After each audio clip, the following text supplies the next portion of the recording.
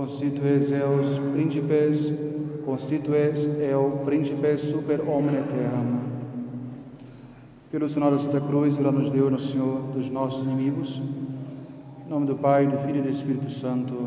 Amém.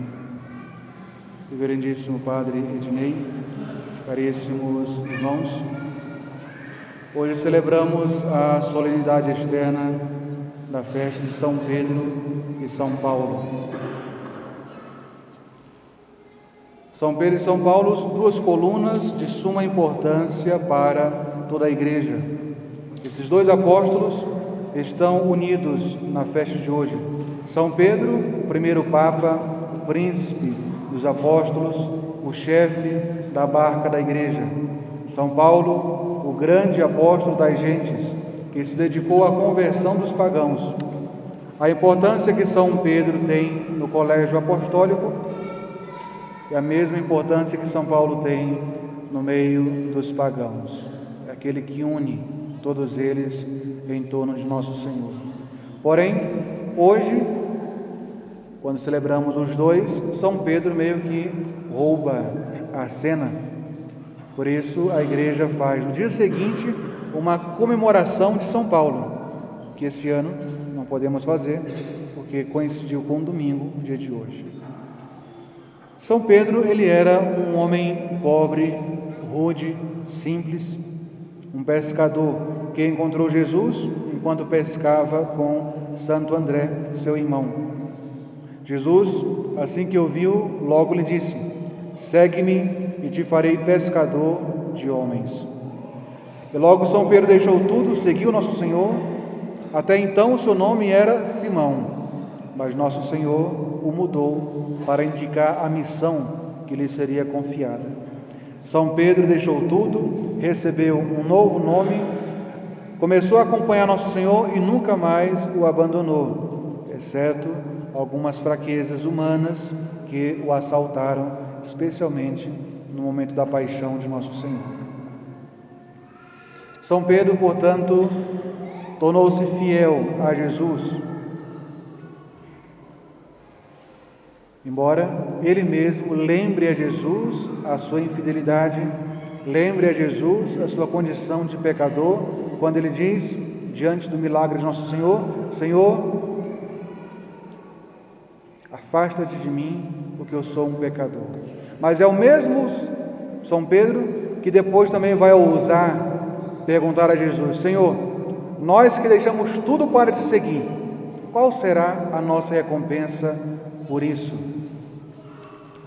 No chamado de São Pedro, Deus quer mostrar-nos que das criaturas mais fracas e inábeis pode fazer grandes homens e com elas mudar a face da terra.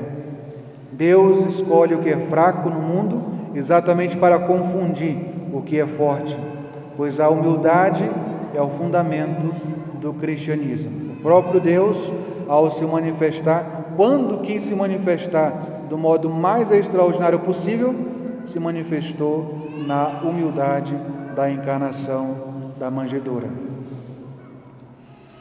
A vida dos apóstolos foi uma vida admirável, especialmente a vida de São Pedro. Tendo abandonado tudo para seguir nosso Senhor, não voltou atrás na sua resolução. Continuou depois de Jesus a obra do Salvador. Copiou em si a vida de nosso Senhor. Pregou com o seu exemplo, mais com o seu exemplo e com sua virtude do que com as suas palavras. Traduziu nas obras de sua vida aquilo que ele aprendeu ao vivo de nosso Senhor. Portanto, caríssimos irmãos, a festa de hoje nos lembra a grande figura deste apóstolo tão importante para a Santa Igreja. São Pedro sempre tinha presente a sua lamentável queda ao negar Jesus e procurou que fosse contada nos evangelhos para que a sua fraqueza fosse conhecida por todos, e procurou também por todos ser reconhecido como aquele que negou Jesus, não uma, não duas, mas 3 vezes. Por isso, a sua compunção se igualou à sua falta, e podemos afirmar que a sua humildade não foi menor do que a sua dignidade. A festa de hoje, portanto, nos acusa. Ao contrário de São Pedro, alimentamos em nós muitas vezes um fundo de orgulho, mesmo errados, mesmo conhecendo que estamos no erro, cultivamos no interior o orgulho secreto, procuramos a estima dos homens e temos horror às humilhações. Nos chamamos ou desejamos ou queremos, até procuramos a humildade, mas quando alguém nos humilha, nós somos os primeiros a levantar a cabeça, e se não dizemos com palavras, dizemos com o nosso olhar e com as nossas atitudes. Quem é você para falar assim comigo? Sabe quem eu sou? Eu sou o padre aqui, eu sou o presidente dessa associação, eu sou a pessoa que reza o texto aqui, eu sou o tal. Isso não é nada. São Pedro soube reconhecer sua culpa. É exatamente aí que está a grande qualidade de São Pedro.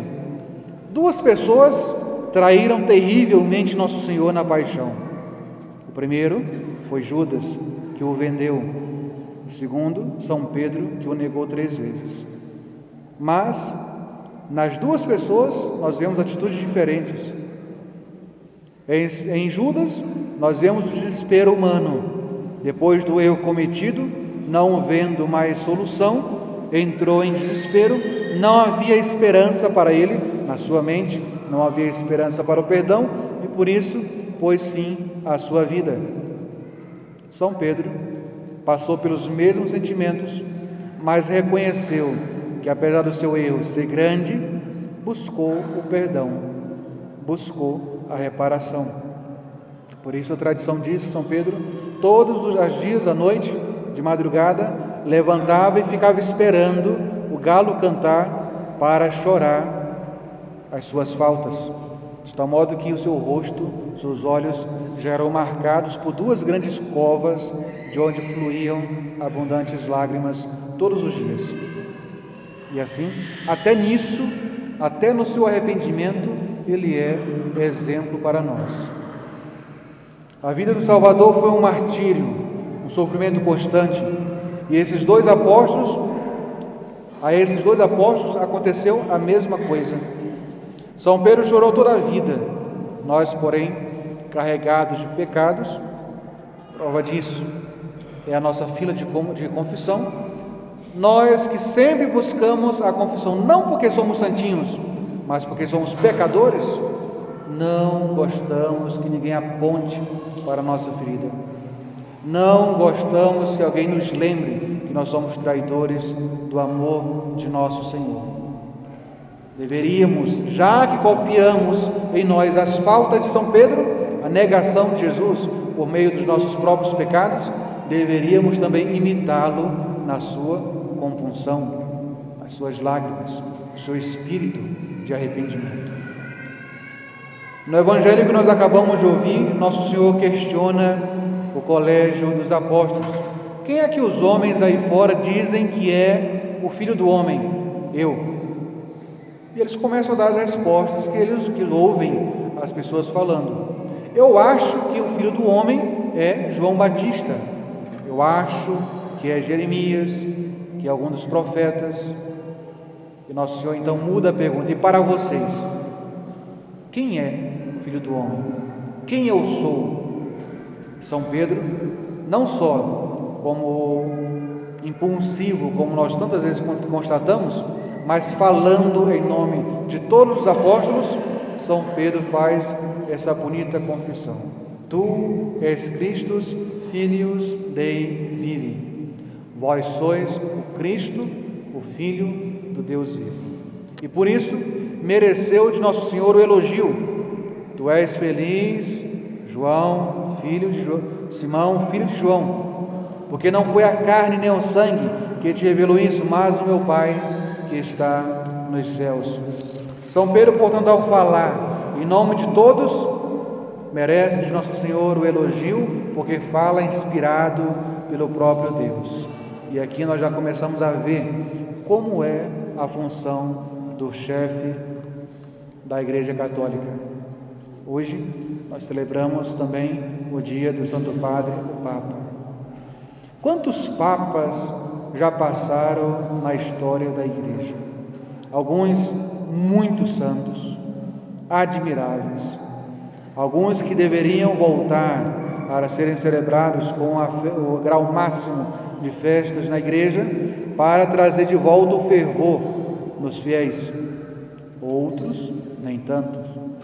Outros não só escandalosos, imorais, pecadores, pessoas que sentaram no trono de São Pedro e causaram o escândalo do próprio mundo, mas que apesar disso não foram instrumento de profanação ou de mudança na doutrina, porque independente de quem senta na cadeira de São Pedro, é sempre São Pedro quem conduz a barquinha. Hoje, quantas vezes e tanto se fala de crise na Igreja, mas crise na Igreja não é novidade. Imagine Jesus vivo, fundando a Igreja, no momento mais solene, quando ele é suspenso na cruz, a crise já está instaurada. Os 12 que deveriam ser e seriam as 12 colunas da construção da Igreja, um o vendeu, outro o negou 3 vezes e todos os demais fugiram. Quer crise maior do que essa? Quer derrota maior do que essa? Humanamente falando. Portanto, caríssimos irmãos, não coloquemos uma luneta, um aumentativo nas quedas, nas faltas, nos deméritos desse ou daquele Papa, desse ou daquele governante, que desde o princípio foi assim. O primeiro grande Papa celebrado até hoje foi um negador de Jesus. Se converteu, reparou seu pecado, mas isso não apaga o seu passado. Tanto é que ele fez questão de deixar registrado nos evangelhos pela sua pregação: eu neguei Nosso Senhor 3 vezes. Portanto, se é João Paulo II, se é Bento XVI, se é Francisco que se senta no trono de São Pedro, a nossa segurança, a nossa alegria e motivo da nossa obediência deve ser essa certeza: é sempre Pedro quem governa a barquinha da Igreja. A Igreja de Cristo é a sociedade espiritual, é visível e está construída sobre o rochedo vivo que se chama Pedro.